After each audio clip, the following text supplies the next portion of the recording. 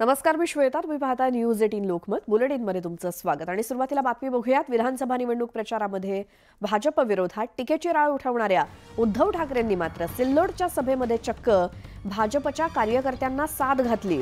शिवसेना उमेदवार सत्तारांची गुंडगिरी मोडून काढण्यासाठी एकत्र या, असं आवाहन त्यांनी भाजपच्या कार्यकर्त्यांना केलं.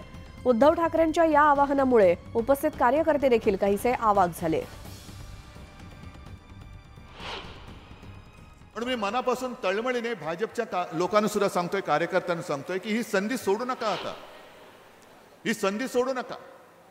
पुन्हा आपल्या या सिल्लोडमध्ये गुंडागर्दी दहशतीचं राज्य तुम्हाला पाहिजे असेल, म्हणजे भाजपच्या कार्यकर्त्यांना पाहिजे असेल, पण ते हवंय असं मला वाटत नाही.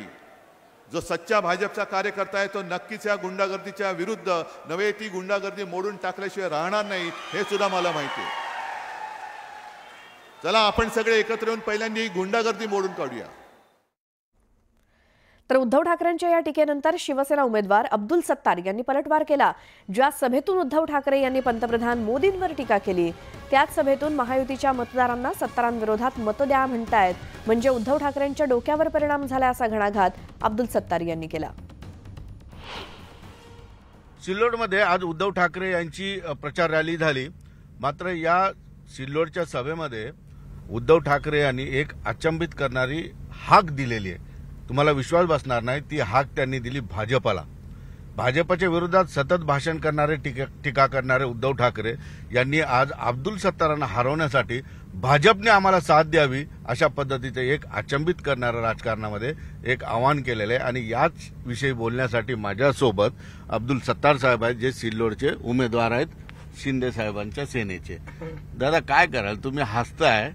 त्यांनी मला वाटतं का बराडेचा दवाखाना आहे आमच्याकडे संभाजीनगर औरंगाबादमध्ये, तिथे त्यांचं डोकं तपासावं लागेल.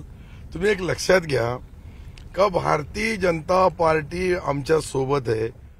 तो किती घाबरलेला असेल शिवसेनेचा उमेदवार उबाटाचा, का ते भीक मागू लागले सिल्लोडमध्ये भाजपची मताची, म्हणजे डोक्यावर परिणाम आहे का नाही. मी महायुतीचा उमेदवार, महायुती आमच्या सोबत.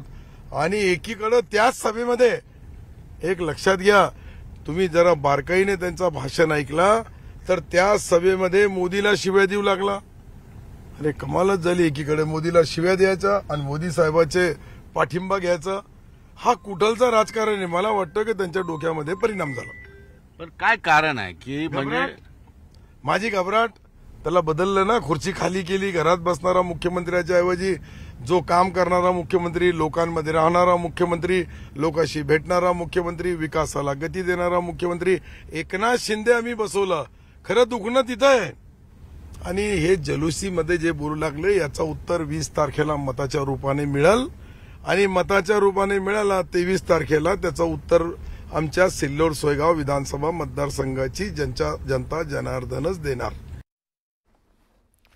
17 नोव्हेंबरला बाळासाहेब ठाकरेंचा स्मृती दिन आहे आणि शिवतीर्थावरती राज्यभरातून शिवसैनिक येणार, असं संजय राऊत म्हणतायत. उद्धव ठाकरेंच्या सभेला परवानगी न दिल्यास कायदा सुव्यवस्थेचा प्रश्न निर्माण होऊ शकतो, असं राऊत म्हणालेत. ते निवडणूक आयोगाला परवडणार नाही. 17 तारखेला शिवतीर्थावरती सांगता सभा होणारच. शिवसेना उद्धव बाळासाहेब ठाकरे पक्षाचे खासदार संजय राऊत यांनी तसा दावा केलाय. आणि 17 तारखेला तुम्ही जरा अडवणार आहात का शिवतीर्थावर? तुम्ही सभेला परवानगी द्यायची नाही द्यायची हा पुढला प्रश्न एखादा. पण 17 नोव्हेंबरला शिवसेनेच्या म्हणजे उद्धव ठाकरे यांच्याच सभेला परवानगी देणं हे अधिक सोयीचं होतं. कारण दिवसभर तिथे शिवसैनिकांचा राबता आहे संध्याकाळपर्यंत. तुम्ही संध्याकाळी त्यांना अडवणार, तिथे गर्दी जमणार, लॉ अँड ऑर्डरचा प्रश्न निर्माण होणार. प्रशासनाला निवडणुकीच्या तोंडावर अशा गोष्टी करायच्या असतील तर त्यांनी अशा प्रकारचे निर्णय घ्यावे. पण सभा होणार 17 तारखेला, आमची सांगता सभा होणार. या संदर्भात अधिक बोलूयात. आमचे प्रतिनिधी गोविंद वाकडे आपल्यासोबत आहेत. गोविंद, 17 नोव्हेंबरच्या सभेत संदर्भात ठाकरे गटाचं काय म्हणणं आहे?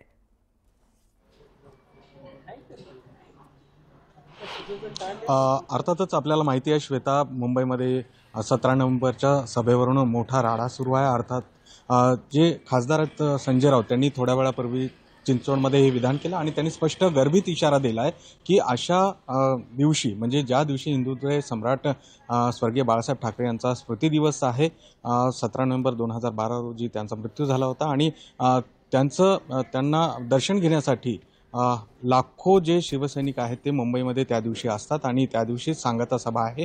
अशा वेळी जर प्रशासनाने सभेला परवानगी दिली असती तर ते सोयीचं ठरलं असतं. मात्र प्रशासन सभेला परवानगी देणार नसेल तर मात्र कायदा आणि सुव्यवस्थेचा प्रश्न निर्माण होऊ शकतो. हे संजय राऊतांनी स्पष्टपणे गर्भित इशारा दिलाय.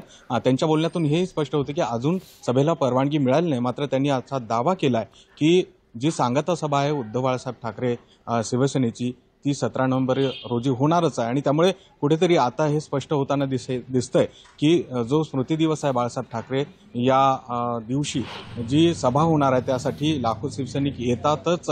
मात्र आता हा सगळा जो मुद्दा आहे तो पुढे करून शिवसेना जी आहे ती गर्भित इशारा देऊ पाहते आणि या सगळ्या इशाऱ्यानंतर कायदा सुव्यवस्थेचा जर खरंच प्रश्न निर्माण होणार असेल तर प्रशासन याकडे कसं बघतं हे आता पाहणं गरजेचं आहे. मात्र शिवसेनेचे जे खासदार संजय राऊत त्यांनी थोड्या वेळापूर्वी जेव्हा ते चिंचवडमध्ये आलेत महाविकास आघाडीच्या उमेदवाराच्या प्रचारार्थ त्यावेळेस त्यांनी माध्यमांशी संवाद साधला आणि स्पष्टपणे दावा केला की कोणत्याही परिस्थितीमध्ये 17 नोव्हेंबरला मुंबईमध्ये जी सभा आहे ती होणारच आहे. त्या सभेसाठी परवानगी अद्यापही त्यांना मिळाली नाही हे स्पष्ट होते.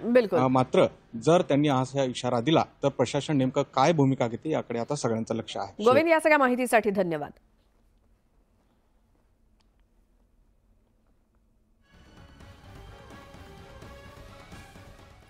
यानंतर खासदार उदयनराजे भोसले यांचं एक वक्तव्य ऐकूया. देवेंद्र फडणवीसांनी पुन्हा एकदा राज्याचं नेतृत्व करावं अशी सर्वांचीच इच्छा आहे असं उदयनराजे म्हणाले. कराडमधल्या प्रचार सभेत फडणवीसांसमोर उदयनराजेंनी ही इच्छा व्यक्त केली. काही दिवसांपूर्वी केंद्रीय गृहमंत्री अमित शहांनी देखील महायुतीची सत्ता आणि फडणवीसांना विजय असं म्हणत मुख्यमंत्रीपदाचे संकेत दिले होते. त्यात आता खासदार उदयनराजेंनी देखील ही इच्छा व्यक्त केली. सगळ्यांच्या मनात जे आहे की देवेंद्रजींनी पुन्हा एकदा या संपूर्ण महाराष्ट्राचं नेतृत्व करावं ही आपल्या सगळ्यांची इच्छा आहे, ती आपल्याला पूर्ण करायची आहे. एवढंच या प्रसंगी सांगतो. पंढरपूरमध्ये महाविकास आघाडीच्या उमेदवारांसाठी सभा पार पडली. यावेळी जयंत पाटलांनी फडणवीसांवर घणाघाती टीका केली. शरद पवारांनी कधी पक्ष फोडला नाही की चिन्ह चोरलं नाही. मात्र हे सगळं देवेंद्र फडणवीस यांच्यात दिसत असल्याचं त्यांनी म्हटलं. देवेंद्र फडणवीस हे महाराष्ट्राचे मुख्यमंत्री होणार असं अमित शहांनी या आधी स्पष्ट केलं असल्याचं म्हणत शिवसेनेला त्यांनी टोला लगावला.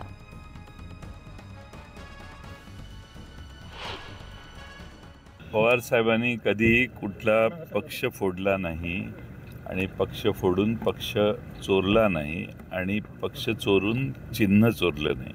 हे सगळं देवेंद्र फडणवीसांच्यात दिसतं. शरद पवार साहेबांनी असं कधी केलं नाही. काहींनी ते पक्ष सोडले असतील आणि ते सोडल्यानंतर ते काँग्रेसमध्ये आले. याला पक्षफोडी म्हणत नाही. तेच मुख्यमंत्री होणार हे अमित शहानी 10 वेळा सांगितलेलं आहे. भारतीय जनता पक्ष युती निवडून आल्यावर निवडणुकीच्या नंतर देवेंद्र फडणवीसांनाच मुख्यमंत्री करण्याचा त्यांचा इरादा आहे. एकनाथ शिंदे आणि अजित पवारांना हे कधी सुट्टी देतील सांगता येत नाही. शेवटी मुख्यमंत्री हे देवेंद्र फडणवीसांना करायचं हेच भारतीय जनता पक्षाचा ठाम निर्धार आहे. नाहीतर अमित शहा ते 2-2, 3-3 वेळा बोललेच नसते. फडणवीस साहेबांनी भारतीय जनता पक्षाची चिंता करावी. तिथं निष्ठेची लोक तडफडत आहेत. तिथं स्वतः देवेंद्र फडणवीसांनाच आता न्याय मिळत नाही. तुम्हीच आता प्रश्न विचारला की देवेंद्र फडणवीसांनी माघार घेतली. त्यांनी त्यांच्या पक्षाची चिंता करावी. राहिला प्रश्न सुप्रिया सुळेंच्या प्रोजेक्शनचा. सुप्रिया सुळे ह्यांनी राष्ट्र पातळीवर देखील नाव कमावलेलं आहे. संसदेत उत्तम कामगिरी केलेली आहे. सातत्यानं सुप्रियाताई जर संसद रत्न पुरस्कार मिळवत असतील तर त्या मुलीच्यात देखील काहीतरी दम आहे ना. अशाच काही घडामोडी आपण बघूयात मात्र एका छोट्याशा